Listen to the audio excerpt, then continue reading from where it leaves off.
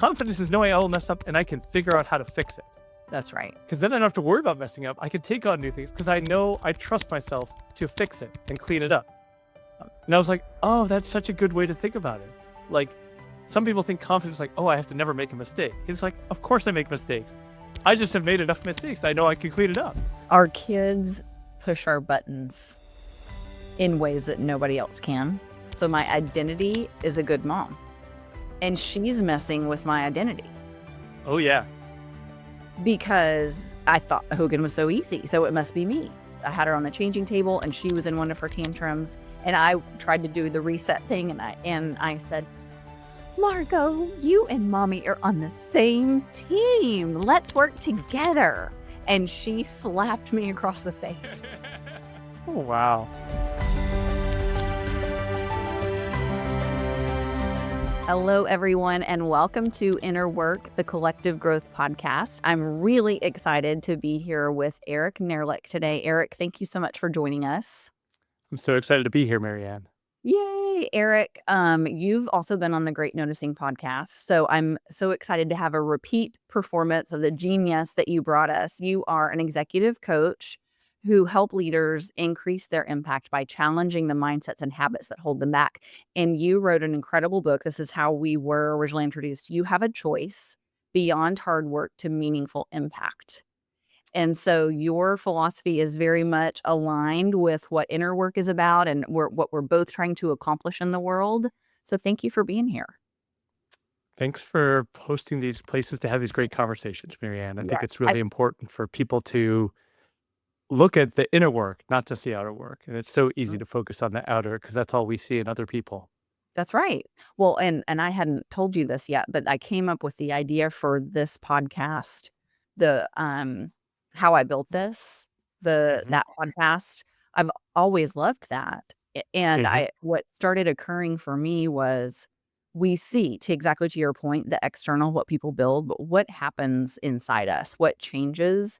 And I've definitely had this experience with collective growth over the last couple of years, is how the pursuit of building something and building something that can scale, that can live beyond me, has changed in really unexpected ways. Absolutely. I think there's something different when you have that kind of purpose and it creates a drive to do something in a different way than just creating the output. Like there's been a lot of debate about AI, and we don't have to go down this rabbit hole, but like I saw this take recently that was like, yeah, you could generate a whole novel or a whole book worth of content out of AI, but what you get out of writing a book is not the output. What you get out of writing a book is the transformation you undergo as an author to be the person that can deliver a book, that can be disciplined, that can go through the editing process. Like that's what you get out of writing a book. And I thought I think it was from Simon Sinek in one of his podcast appearances. It was like, oh, that's good. I like that. It's not about the output. It's about the Is that what transformation. happened for you? Yes. Is that what, did you identify with that and say, yeah, that was. I identified a little bit with it a little bit. I mean, the output was really nice. It was nice to get the book out into the world. Yeah. But and your book is meant to transform. So it's like this object-subject thing that's happening in my brain right now where I'm like, ooh. It was both. It's designed to help other people transform. It's helping other people do their inner work. Yeah. But yeah, I mean, like there's something to be said for like knowing you can do hard things. I mean, like that. Sometimes it's as simple as that. Like I can do hard things, and sometimes I can't. That's okay too. I'm trying to get more used to that. Well, but that's the whole, and I've talked about this, so sorry if this is boring to anybody, but the Rilke quote, the purpose of life is to be defeated by greater and greater things. Ooh, I like that. If everything that I try, I succeed at, then I'm probably not setting my goals big enough. Yeah, that was a hard learning for me. That was a hard learning when one of my mentors told me like, oh yeah, you're not failing enough. Like, isn't it bad to fail? He was like, no, if you're not failing at least once a year, you're not pushing your limits enough. You don't know where your limits are. And I'm like, that does not make me feel good. Because I'm like, I want the A, I want the gold star, I want exceeds expectations on everything I do. And he's like, yeah, I mean, that's great, but you're not gonna grow very fast doing that. I was like, "Hmm." Yeah. Was this at Google? No, this was before Google. This my like, just before I went to Google, actually, and part of what spurred me to take more on at Google was that voice of my mentor in my head going like, Yes. "Yeah, you're not sure you can do it, but say yes anyway." That's right. The mind expanding, like, I'm imagining that GIF or GIF, however you say it, where the Mhm, person's head it's like the thing that stops you in your tracks, right? mhm. Is often that thing that leads you to that next phase in life that you can't imagine not having gone there. Yeah, and it's so interesting because, like, he said it, and it hit at the time, but it took, like, years for it to kind of actually unfold so I could actually live it and believe it and understand it, and I think that's something that, is easy to forget in, hey, this kind of creative or leadership work. It's like, yeah, just because we say something doesn't mean it lands. Like, That's you have right. to keep repeating it. You have to hit a person at the right time, in the right context, with the right frame of mind, Mhm. and then the seed will actually grow. But other times it'll be like throwing seeds onto concrete. It'll just bounce off and nothing will happen. Yeah. And I see this all the time with my leadership clients who are like, "But I told them." Like, "Yeah, you told them once. Come on, Mhm. dude." Right. Yeah, and it is frustrating when you feel like you're banging your head against the wall, but sometimes we're just the first or the second time somebody has heard this, Mhm. and it might be years before they come back and say, "This was one of the things that led to a breakthrough for me," or one of the things that Yeah. led to the paradigm shift, like realizing the light and I'm looking at your book behind you, the light turning on and saying, "I have a choice? Mhm. I have a choice." It's like we get when you before you hit that moment, like, Mhm. and we're talking about it from several different angles here, but before you hit that moment, you cannot conceive what you're gonna be thinking and feeling after that moment because it's Yeah. a revelation. Yeah. It is. And I guess what I'll say on top of that is, I mean, I love that it is a revelation, and then it's so easy to lose that revelation if we don't find a way to incorporate it into our life. Like, I had this experience many times where I'd go to a workshop or a training or something, and I'd be like, in at the workshop, I'd be so inspired. I'm like, "Oh, I've had this revelation. I know see a new way of being. I know what to do now." I go back into my life, my same habits, my same environment, and my same everything, and I fall immediately back into my old way of being because I didn't have the structure, I didn't have the internal support to carry that revelation into my life. Mhm. And it's something that's like it's very easy to miss that also. So like, yeah, this mentor told me this thing. I heard it, but it took me like 5 years to really put it into action in Mhm. a meaningful way. Yeah, And so like I think that's something that's also easy to miss. It's like, "Oh, I had the revelation. Well, I should just do it every time now." It's like, yeah, that's you have to rewire the nervous system. You have to retrain yourself. There's a whole lot of work to do before you can take the revelation as an idea and turn it into your life as you live it. absolutely, and you're reminding me so did you ever do the Healing Your Inner Critic workshop? We're both, grads of the PCC and New Ventures West. Did you ever see the Healing Your Inner Critic workshop? With Sarita? Yeah, I Yes. did that one. I remember being in that program, and there were several things that occurred to me. One is loving yourself and supporting yourself, living in denial or living in fantasy. So Mm, that way of supporting yourself and not being self-critical is that just shutting your eyes to your problems. mm, And and I remember with several of the exercises were just so profound that I was able to in the process of that 2 days say, if it is a fantasy, that's the fantasy I prefer.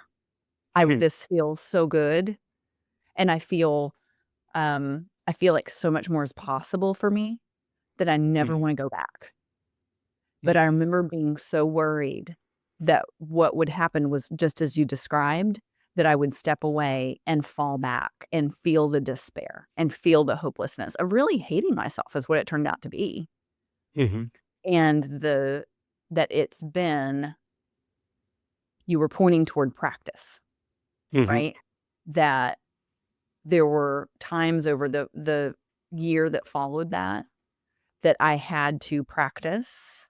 I chose to practice, and I chose to discipline myself to live in the fantasy. Mm, I like that. And I And like that. more Great job more catching the had to chose to, because Yeah, I know. But there's a sense of I had to there was a sense of, like, for survival, for, like, what I've seen emerge through mm-hmm, watering the seeds that were planted mm-hmm, is is exponential growth, mm-hmm, right? And I don't wanna go back to maybe growth at the same pace, but at a mm-hmm, higher cost. mm-hmm, And so it was like there was a sense of had to, but it was really like I was able to summon the courage to say, "I choose to." And I want to encourage, I think this is part of your life's work too. I want to encourage other people to make that choice. I'm pointing behind you, right? yeah. And what I'm hearing from you is that you like a lot of what you took away from that workshop was seeing the cost of your present. Mhm. And it's like, I don't want to live with that cost anymore. Now that I see it, I can't unsee it. I Yeah. see the pain. I see the hatred. I see the anxiety. And now that I'm aware of it, it's like, oh wow, that's like ever present. Mhm. And there's another way. Now I know there's another way forward, and that's what I seek. Yeah. But it's so easy for us to become numbed to the pain we experience every day, to like say like, oh, that's just the way it is. Yeah. It's never going to change. That's just what work is. Of course, I feel burnt out and exhausted. That's just the way it is. We become habituated to it and numb to it, because Yeah. human beings are remarkable at adaptation. We'll adapt to any conditions, even awful ones, because it's Mhm. survival. That's right.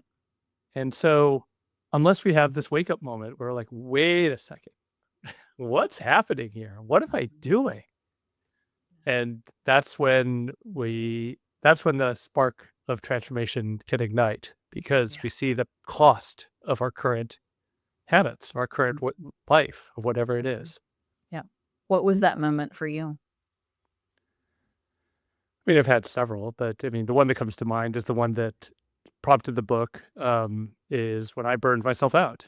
I had been working almost 100-hour weeks for years trying to earn a promotion at Google. And I was like, well, I just have to get through whatever it is, the next milestone, the next this, the next that, the next Mhm. thing. And I'm like, oh, I just need to last another week or month or 2 months or quarter. And then things will get better. And Yeah. of course, they just kept giving me more work because I was like, I was doing work. They're like, great, do more. And, good job. Keep Right, going. way to go, keep it up. Yeah. And I was like, this is fine. This is fine. I'm fine. And I didn't notice my body and mental and physical health were slowly deteriorating until I, was in Q4 of 2011 and was pushing to make it through the annual planning process, which is a nightmare for anybody who's ever done it. Like, what all the forecasts of how we're going to do budget and headcount for the next year all has to be settled. And I was like, okay, I just have to make it to Christmas. And I did. I made it to Christmas. And then my body's like, okay, the bill is due. It just collapsed. I was Mhm. like, had a fever of under 3 degrees on Christmas Day. I was basically in bed for a week Wow. and just completely exhausted. Mhm. And it was just the smack in the face of like, yeah, it's not okay. What you're doing is not okay. You can't handle it. Yeah. And for some reason, I was able to hear that call and decide there could be something different. And in Mm. my case, I went back to work and said, hey, I'm not going to work that hard anymore, to my manager. And they're like, what do you mean? Like, I'm not going to work that hard anymore. It's too hard. They're like, well, if you can't do the work, you're not getting that promotion. I'm like, I get it. That's okay. I can't do the work. I'm going to find somebody else that can. Like, Mhm. great. Do what you will. Yeah. And there was a acceptance that I had in doing that was surprising, because it was scary. I had never said no to work before. I never said I can't do it. And I was hoping I would get support. I did not get support. But my manager took away half my team. I lost that promotion, lost by exceeding expectations performance rating, and I survived. And you saved your And life. Yeah, and my life changed because all of a sudden I realized I had a choice. Like, Yeah. I didn't have to do whatever my manager said. I didn't have to get that promotion. And the choice came because I realized I had been so scared of the consequences Mm. that I didn't think it was a choice. But once I was willing to accept those consequences, then choice appeared. Acceptance. Yeah. So that's the kind of the essence, the essential idea of the book is like you always have a choice if you're willing to accept the consequences of that choice. Yeah. And Yep. if you don't look at your choices because you're like, well, I could never handle this consequence or that consequence or what will happen if, then you don't know and you don't have a And you don't have choice. a choice. Yeah. Yeah. What's coming up for me is how long was it? So your world was rocked by this. Oh, well, if you're not failing a bunch, then you're not going after stuff you don't know. When was that in relation to your burnout episode? That was 3 years before the burnout episode. So I'd been spurred by that to go like, yes, I will take on more. Yes, I could do it all. Which is not bad, right? So this is something I've been thinking about a lot, and growth mindset is something I talk about in my leadership program, and we talk about a lot on our team, the art of falling, and we read leadership embodiment, right? And so Mm, that Wendy Palmer mhm. conversation around falling and then standing up in a non-judgmental position. Yeah. I'm thinking a lot about how we apply that to, because what you did was a pendulum swing, right? You were in Right. safety zone and you Yeah. swung all the way over, but you didn't know it was too far until you Mhm. crashed. Yes. Crashing is considered a mistake. Crashing is Mhm. considered failing. So it's only through the failing, which is the other bump of the pendulum, that we're able to come back to homeostasis or happy medium, or whatever we want to call it. And so that, and I know it's just a different way of saying what you've already said so beautifully, but that bump up here, it's just a bump. It's just a Mhm. and then in your case though, it was the what spurred you into this time of performativity Mhm. was helpful, and it stayed helpful until you burned out. It's Yeah. like Well, and I mean, I think this is kind of a, um, I worked in Silicon Valley in the tech industry, and it's very binary. It's like 0 or 1. Either you played it safe or you go all the way to the other extreme. And like there's a lot of room to explore in between, it turns out. yeah. And one of the things I talk about in the book is like, how do you design small, safe experiments? So it's not like this all in commitment. I'm gonna burn out and kill my and like destroy my body if I do succeed. I was like, no, let's do like 10% Yeah. more than feels comfortable, and let's Mm. play with that. Yeah. And Yep. and what we learned from that is one of the things I loved from the Wendy Palmer book is that she talks about being centered and being grounded. And I'd always thought like, well, if I was truly masterful, I would just always be centered and grounded. And in that book, she's like, no, nobody's centered and grounded all the time. What you Right. learn is to notice when you're not and get yourself back. Like Yeah. that's the process. It's not I'm never leaving ground. It's like, Mm. oh, I notice I'm tilted and I'm going to recenter myself. Notice I tilted. Yes. I recenter myself. Yeah. And doing these small, safe experiments is a way to like get used Mhm. to that dynamic of the homeostasis, bringing myself back to center. Yeah. And I think that, like, to me, that was such a helpful concept, and it's a helpful concept to a lot of my clients. They're like, "Oh, I should never get angry as a leader." It's like, yeah, you're gonna get angry, but Yes. are you gonna act out of the anger, or are you gonna notice it, Yeah. let it That's right. be, bring it back, and then figure out what to do with it? Like, Yep. that's the part. Yep. If you're reacting out of anger without thought, yeah, that's not great. But Right. if you're angry and you can fuel it to make change happen, that's great. That's Absolutely. effective. Yep. Yep. The being out of center, the being triggered is our best tell. Mhm. That and for those of us who, and I'll raise my hand, I made a career out of making everything okay. No matter what was happening, I had a way to solve it. I could put a smile on everybody's face. I could say the right thing. Yeah. And to the point where I didn't really know how I felt about things, because I was so hell bent on being positive and seeing the possibility that if I was Mhm. upset or angry, it was like my brain shut down. It was like a Mhm. freeze kind of move for me. Right. And, so that learning to pay attention and not silence the negative emotion that we Hmm. identify as being triggered or not centered was key for me in relearning myself. And isn't it interesting how you identify anger as a negative emotion? It's like, no, it's just an emotion. It's just an It's just emotion. a sign that your boundaries have been crossed in some way, and your body is summoning the resources to fight or flight or freeze or fawn, which is the one Right. you learned. You learned to Yeah. fawn. I learned Oh, to let me take fawn. care of it. Right. It's a survival Whatever response. you need. Yeah, because I'm sure at some point in your upbringing, you were told girls don't do that. That's It's right. not ladylike Mhm. to throw a Yep. tantrum, to get angry, or something like that. Something in maybe not those exact words, but like it's not okay for girls to be angry. So it's a Yep. negative emotion. So I That's can't right. have it. Yep. And then Yep. the consequences of having anger, it's like, oh, I can't deal with that. I don't have a choice. I can't be angry. And then the anger happens anyway because you're human, but you're not allowed to feel it. So you just stuff Push it it on away, and hope nobody down. notices until it all comes boiling out. And that's trauma in a nutshell. That is. It absolutely is. Yeah, so many and for those of us who are learning these lessons, then to be able to share them in the way that we are is just such a gift. Yeah. I mean, that's the journey I'm on right now is I've been digging deeper into trauma and what's, things like, where is it? Can't, oh, there it is. Things like the body keeps the score.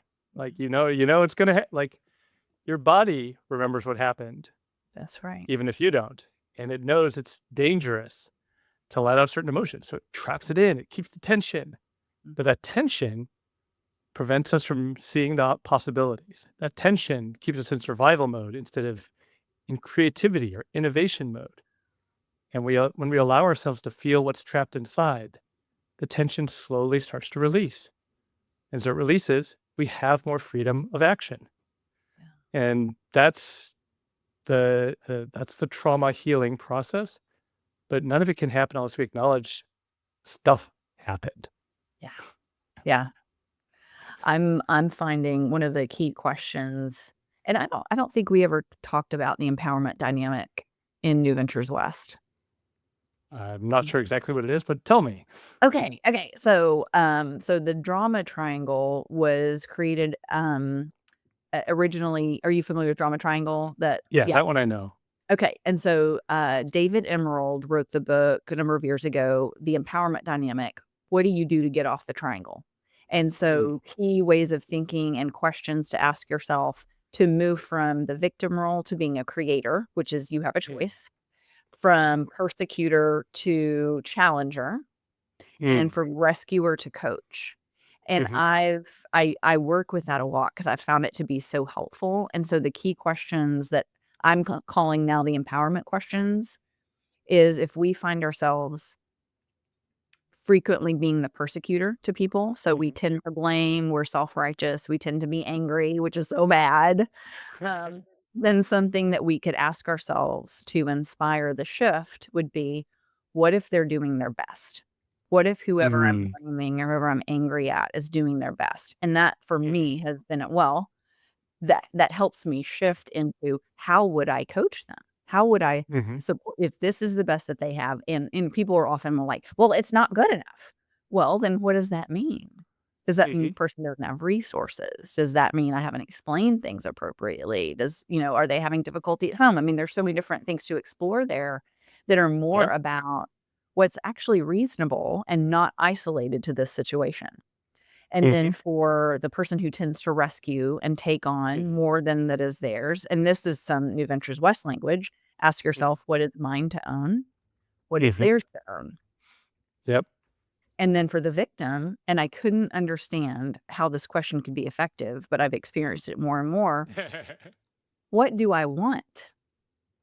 What do Mm, I yeah, actually want? And when yeah. being a person who had the victim mindset against not necessarily with people certainly, but really against life, like, Mhm, "This is my life and I'm always going to be in blah, blah, blah, blah, blah, was Mhm. I couldn't say what I wanted. So Mhm. everybody listening, if somebody says, "What do you really want?" and you can't answer that question, you are probably a victim.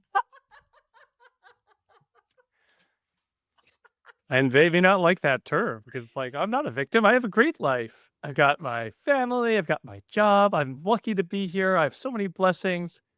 Yeah, but did you want the family? Did Yeah, you want this job?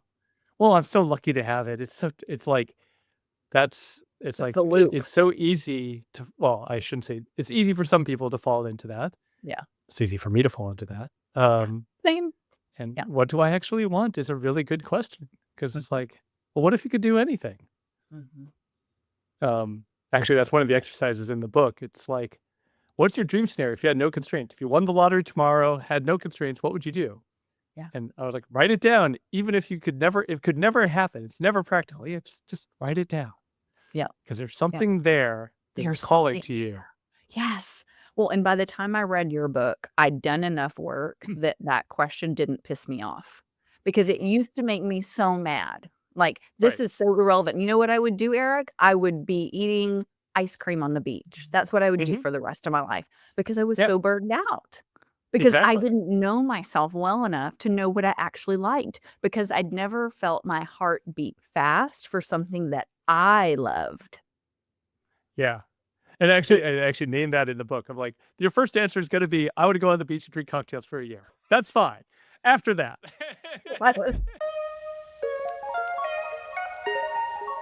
Hey noticers, if you're dreaming of glowing, healthy skin, you must try Hana Azul Korean skincare. Myung Chong has been transforming skin for 27 years with facials so good, they create the Hana Azul glow. I've been going to her med spa for years and my skin looks better than ever. Her products use medical grade ingredients that truly nourish your skin and keep it radiant. Visit hennaazul.com to explore her amazing products and services. That's HANNAISUL.com. Now go get your glow.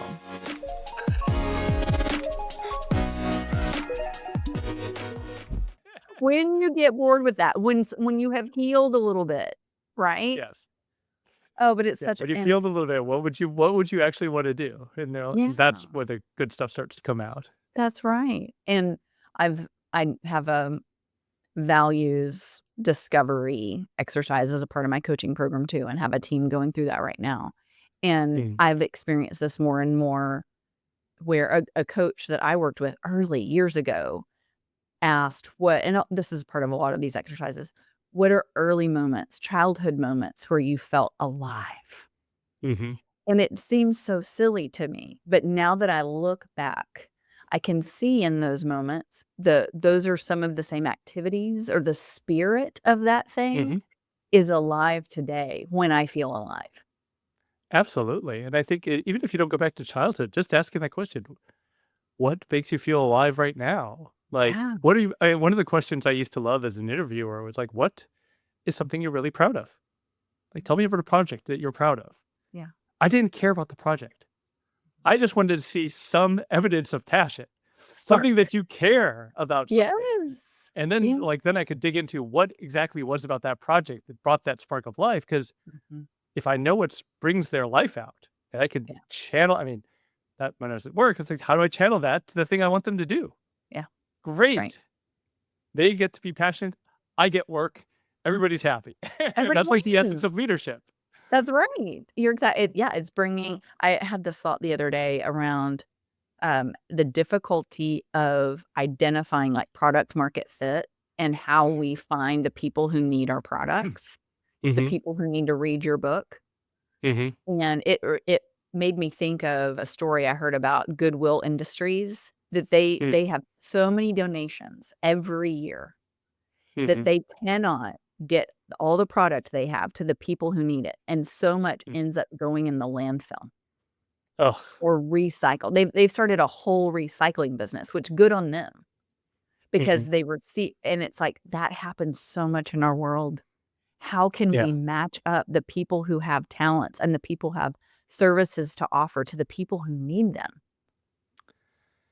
Yeah, especially in a world of overwhelm and way too much information and Yeah. just an onslaught of junk and Mhm. well, yeah. I mean, product market fit is something I'm still searching on. It's it's very tricky, or at least for me. I think there's people that are naturally good at it, and I am not one of them. So yeah, that's something I'm working through right now. Yeah. Well, and how to not give up, right? To Hmm. stay steadfast in that, believing that everything you've offered in your book, everything you're offering in this conversation, in your coaching is so Hmm. needed. And to stay the course and allow allow it to emerge. Yeah, that's much kinder to me than I would be. Mm. Well, it reminds me of actually what we were just talking about, that when I look at, because when people would say, 'cause I went through this phase in college and really, hell, until I started my company. Hmm. What do I wanna be? What do I and Hmm. people would be like, "Well, what would you do if money were no object? What could you do?" And I would say and laugh at myself because it was so ridiculous. I may have said this before. I would go have coffee with people all day, every day. Hmm. And that was, to me, like, I would ridicule myself. Like, "Can't you think of something better to say? Like, can you have a better dream?" Hmm. But it was being with people, talking about ideas, and healing together, right? Hmm. That's what having coffee and talking was to me. But I didn't think I deserved to be able to do that and make money doing it. Mm. So interesting, because like, my answer used to be, like, I would go back to college and just take courses. Like, I just wanna Yeah. learn, Mm. and not, like, get a PhD. I used to joke, "I wanna take the intro course in every discipline." Just, like, the first semester of everything, because that's, like, Yeah. get the basic concepts. Mhm. And, yeah, it's one of the benefits I get of being a coach now is, like, I get to be just a lifelong learner. Like, whatever Yeah. sounds interesting to me is probably relevant to some of my clients, so I can go down whatever rabbit hole I want, and it's gonna Right. be interesting. Like, this trauma thing is, like, super interesting to me right now, and Oh my god. I can spend it I took a year-long class last year and continue to read on it, and it's relevant. It's relevant Yeah. to some of my clients. Yeah. Yeah. To be able to Um, do that and benefit. And that's what's so amazing about the work that we're doing is we're healing, where we are offering things that if other people want to go along on this path with us, we'll be healing for them as mhm. well. And so to be able to invest in that is just Yeah. amazing. Yeah, it is. It is amazing. And to try to prevent the trauma in some ways for our children. Yeah. We'll do completely different things to traumatize them. Oh, absolutely. Yeah. And they will get a different set of traumas, a different set of attachment issues than I had, but that I'm okay with that. Yes. Um, and the And more I can you do to you and your wife now have 3 kiddos. Yep. Was the baby born almost a year ago? Hey, almost a year ago. The baby's 10 months, and then I have a 6-year-old No. and a 4-year-old. That's right. What has been your biggest lesson over this last year about welcoming a 3rd into your already busy, amazing family? The biggest lesson and one I still haven't learned is I can't do as much as I think I can. Yeah. Like, that's been rough for me. I'm like, "Oh, should be able to do my business and keep up with the kids and, like, just there's a lot to do," and I'm older for a parent, and get tired. I get worn out, Mhm. and, uh, it's and yet there's stuff to do, and so it's like, can I let myself relax before all the things are done? Mm. Um, and that's been a real rough still struggling with that one. Yeah. Um, you can't maybe you can hear it, but, like, my voice is a little raspy. I'm getting over a cold, yet another cold. I was actually over the weekend, I'd completely lost my voice. I was like, this man we're gonna find out what happens." Well, you sound Um, great. Good job. I'm glad I sound okay now, but, yeah, it's just like that's a consequence of you Mhm. push yourself too hard and the body lets you know, That's and right. my wife took the kids yesterday to a friend's house, and, I had the whole day to myself, and I was like, "Oh, I'm gonna go for a trail run. I'm gonna catch up on work. I'm gonna write these marketing emails." No, I lay on the couch for 6 hours, and it was great. Like That's what that you is needed. actually what my body needed. Uh, Exactly.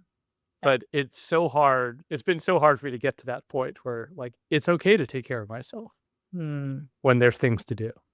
Yeah. Um, so I guess you asked what's the learning. The learning is like I can't take care of others if I'm falling apart.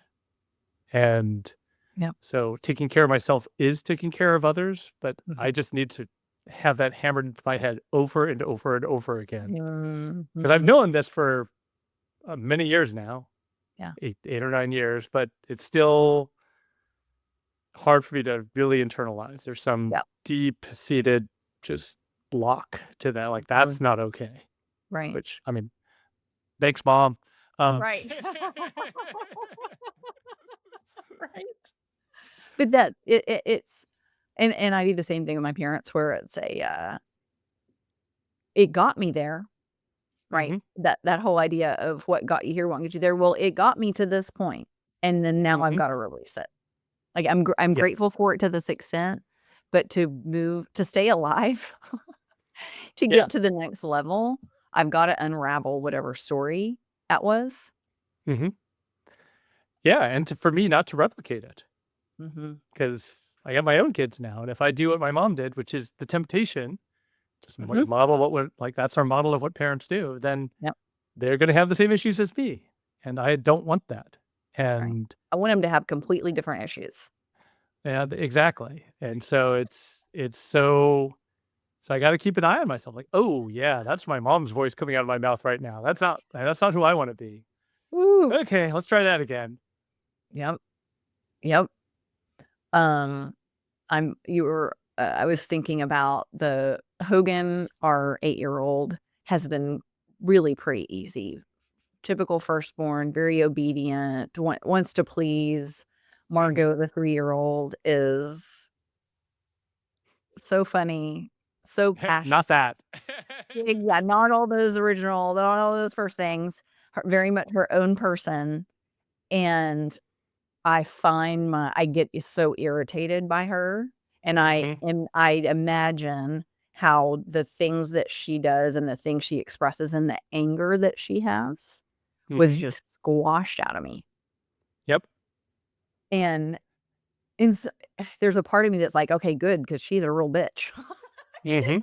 Like, but I didn't know how to stand up for I didn't have life skills around taking care of myself because I Mhm. was secondary to and I do not want that for her. Yeah, I mean, I'm gonna keep coming back to this theme of trauma, but like when my oldest was 5 and now my middle child is 4, like they're in this mode of asserting themselves. That's what they're supposed to do at this age.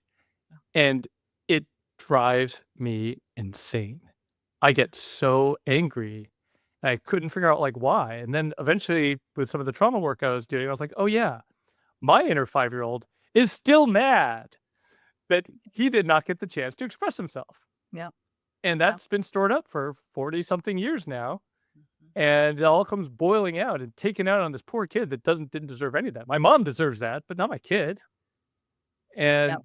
And knowing that's been very helpful, like, oh yeah, I mean, I'm not saying I'm a perfect parent by any means, but like it's been helpful to realize, yeah, this is not about the kid.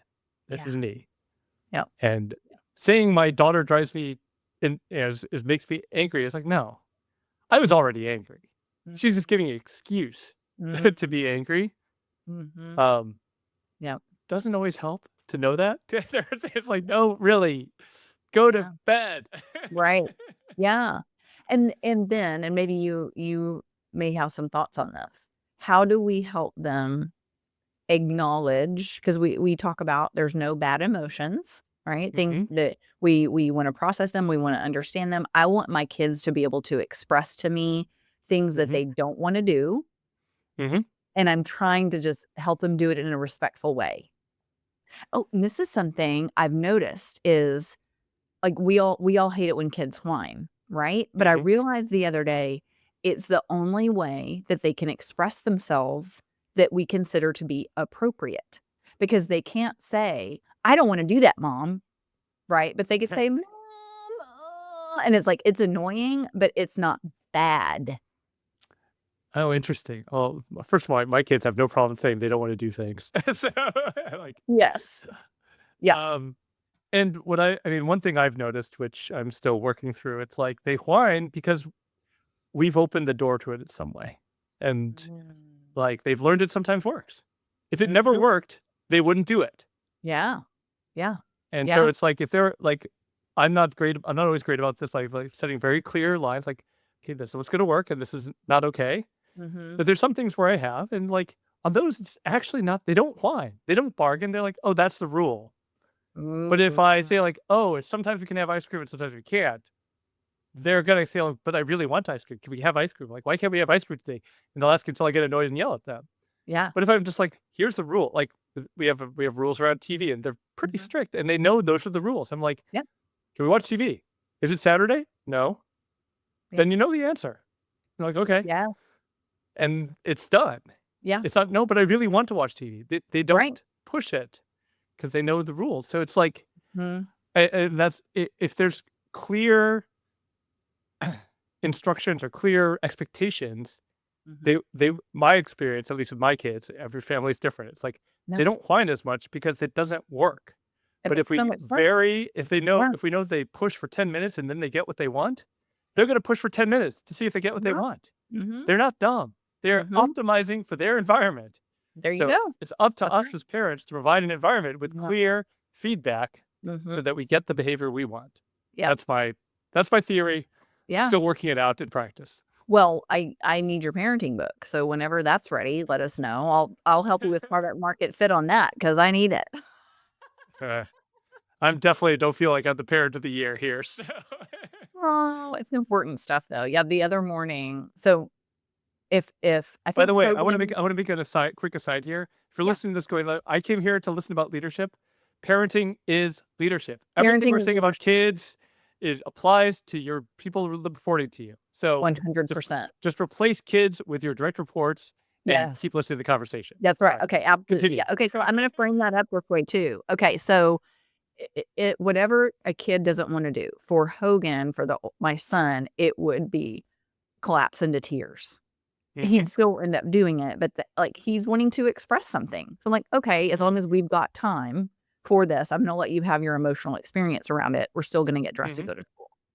Yeah. I remember a friend of mine would say they might be 1 or 2 hours late to school because didn't wanna force her daughter to put on her panties, and Mm. so for it to be conscious and calm, it might take 2 hours. And I remember being like, "Not doing it." Like, my child is Mm. going to get to school. Like, Yeah. but but also didn't I'm like, I'm glad that that works for them. She doesn't work, so Hmm. that's okay. I have to work. I've Hmm. gotta drop off the kids. But I've wondered about that scenario because Margot will throw a tantrum, and she Hmm. will be screaming and angry. And the other morning, I held her like this, and I said, "We are getting ready for school," and Mm. was very stern. And she stopped the tantruming, which was she was very angry, and just started Hmm. crying and kinda collapsed. Hmm. That was I appreciated that more. Like, so Mm. I am able to process sadness more Mm. than I am anger. So it's something for me Ooh. to right? Like, I can handle. And would that be different if it was Hogan? Because boys are allowed to be angry but not sad. Right. No, but I've been he and, as he's getting older, we're talking more about self-regulation and managing our Yeah. emotions. I've been a soft place for him. Hmm. And so I think but his natural route was one that I can handle, and I wonder if Yeah. she's now starting to see mommy gets really angry if I'm Mm. angry, and so it's better for me to be sad. Maybe. I mean, I hate saying every that out loud. every kid's different, every parent's different, but yeah, I mean, I think this is where the experiments are helpful. Like, okay, normally I'd get angry, but let me try something else. Yeah, Both for kids and for us. Like with yeah. my daughter's sounds very similar to your daughter, and if I'm rushing to get her off to school and saying we have to leave, she digs in her heel harder and resists more. Yes. Yeah. And the angrier I get, the angrier she gets, and it actually becomes this battle of wills. And she's really stubborn. She's not going to back down. Yeah. And my wife will just come in and diffuse the whole thing and distract her. It's like, okay, what color are we going to wear? Mhm. And it's like, Short oh, circuit like, that. oh, I'm not going to put on my panties. Like, oh, but do you want the pink or the purple? And like, oh, let's do this. And she'll tickle her and just completely distract her. And like, my daughter would just reset in like 30 seconds Mm, because she's done, because it's out of the fight mode. But as yeah. long as the adrenaline is flowing and she's in fight mode, it just escalates. Yeah. And it's so hard for me to get out of my own fight mode where Mhm. I'm like, I have to win and dominate this child and get them to submit to my will, which Yeah. sounds horrible when I say that, but that's what's happening. Like, Yeah. that's what's driving my emotions in that moment. Mhm. I have to win. Yeah. And my wife doesn't care. So she's like, whatever. Like, I don't have to win. I just Whatever get gets the it kid out the done. door. I'm going Yeah. to do what works. Yeah. And Yeah. like, that's a huge difference. I mean, that's like, and when I can calm myself down and Mm. change things up and do something silly, it de-escalates almost instantly because Yeah. she's reacting to me. I am setting the temperature.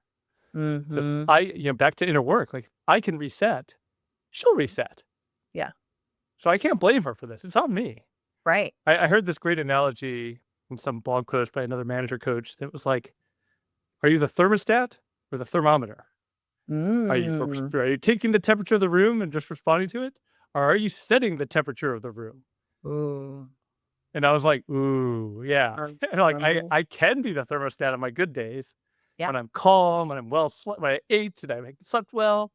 But on my bad days, I'm the thermometer. Like, if it gets hotter, Mhm. I get hotter. And if it gets hotter, I get hotter. Instead Such of a great learning to cool question. things off. Yeah. Such a great question. And our kids push our buttons in ways that nobody else can. Same as our And parents. same as our parent. Yes, it goes both ways. And, I'm reflecting on I've considered myself so my identity is a good mom, and she's messing with my identity Oh, yeah. because I thought Hogan was so easy, so it must be me.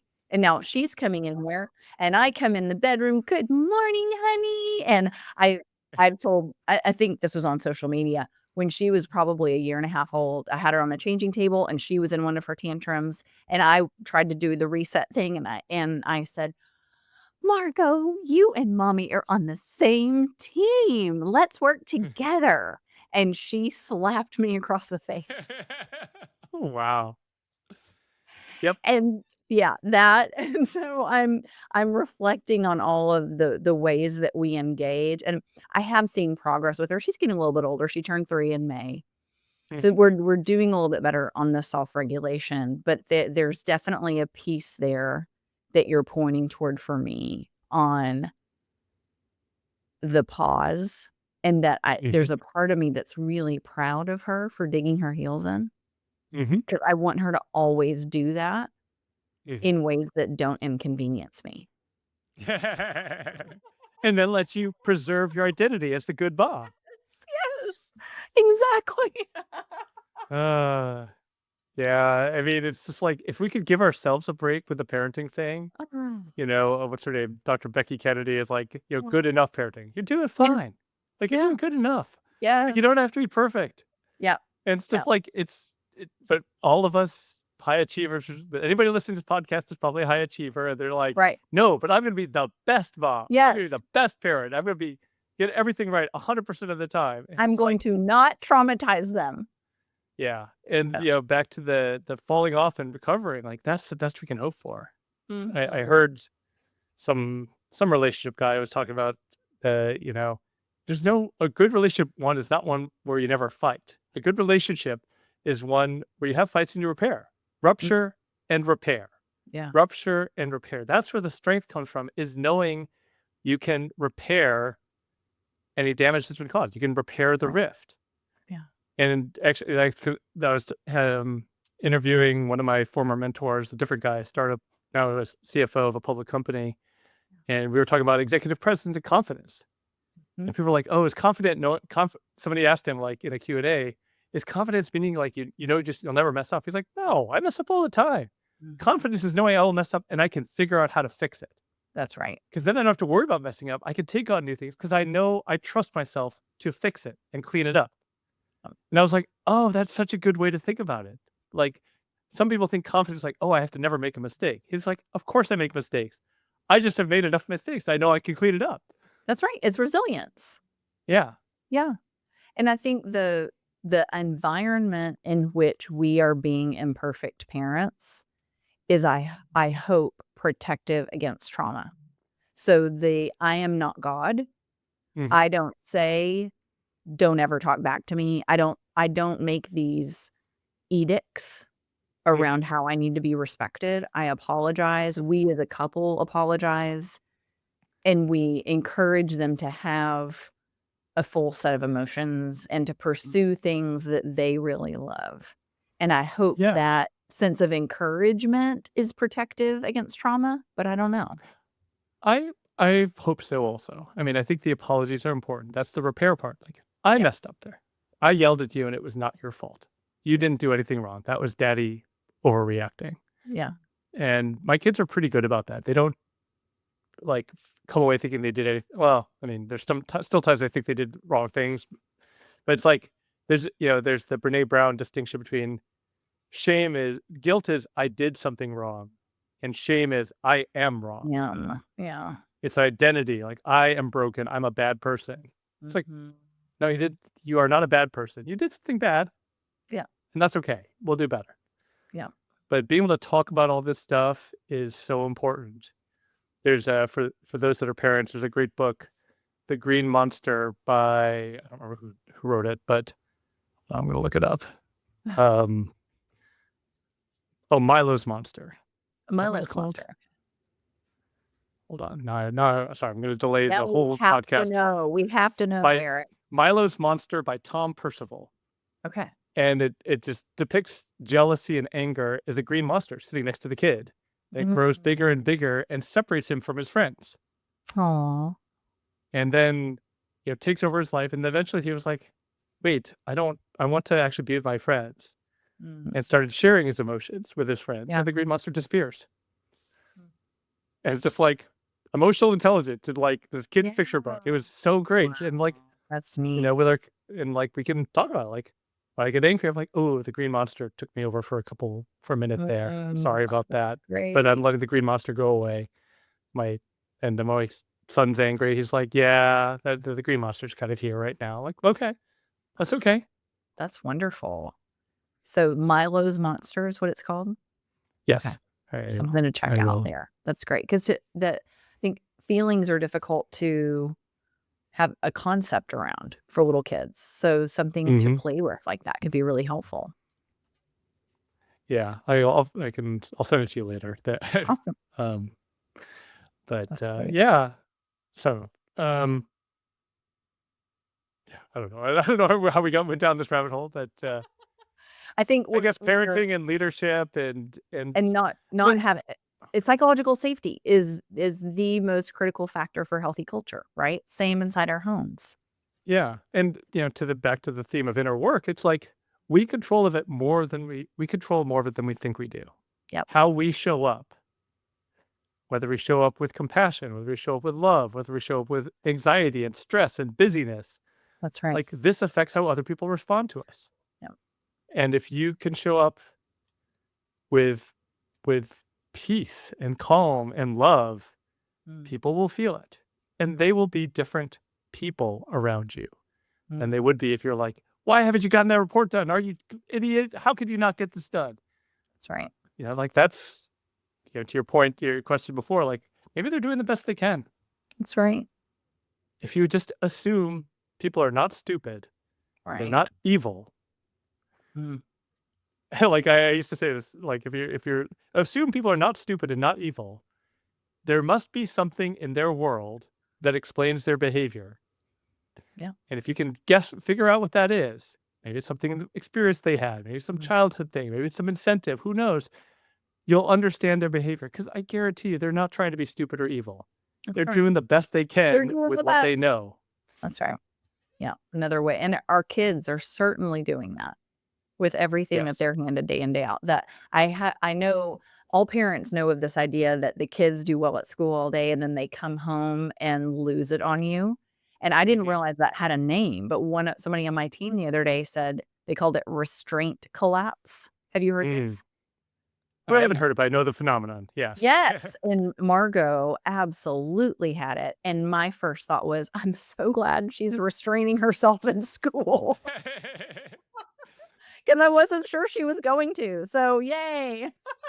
I'll take it Yeah. all, just keep her in school. Yeah, and when they let it out, then they and the thing is they can once they let it out, they can Yeah, they'll return to their baseline, but they just yeah, need to let it out, and that's right. if we can absorb it instead of reacting, That's then we're a safe place for them to let it out, and right. that's what I aspire to as a parent, is just being a safe place for them Absolutely. to feel whatever they need to feel, express whatever they need to express, and, um, again, I'm not saying I'm perfect at this, I'm not saying I'm always great, but, it's a practice, and, yeah, one of the great things about having 3 kids is you see that, like, yeah, every kid's different. It's not about the Mhm. parent. They all have Yeah, their own yeah. personalities, and, fortunately, our 3rd kid is, like, the most chill, peaceful kid you could imagine. She's just Mm, people good. are like, "How did you what did you do to get this angel of a child?" And we're like, "I don't Oh, know. Must be a survival instinct. She knows wouldn't survive if she's too much exactly. trouble." She's a smart girl. She's a smart girl. Well, it sounds like too, Eric, you create a safe place for your kids. You create a safe place for clients. That's a Mhm. part of what you're called to do in the world. Yeah. That's what I try to do is, create a safe place for people to let's use the term unfold. So Right. be who they were meant to be. Yeah. Um, one of my coaches, one of my mentors is Steve March, whose school is called Integral Unfoldment. It's like that's what Oh. we're all here to do. We're just unfolding, helping people unfold into who they were meant to be. The Mm. way an acorn is not an oak tree, but under the right conditions and with the right nurturing and support, it can become one. Yeah. Yeah, we're the gardeners that help them unfold into whatever they're gonna be. I was That's like, "Oh, right. I like that." That's beautiful. Love it. So everybody needs an Eric. Everyone listening, you need a place that is a safe spot. Some of us have that in our spouses. Many of us have coaches. Many of us have resource groups, people that we reach out Mhm. to, but we all need that. Yes, we all need that. We have fr we have friends. Well, hopefully we have friends. I mean, there's been a lot of stuff about the loneliness epidemic in America that people are losing friends. They spend all their time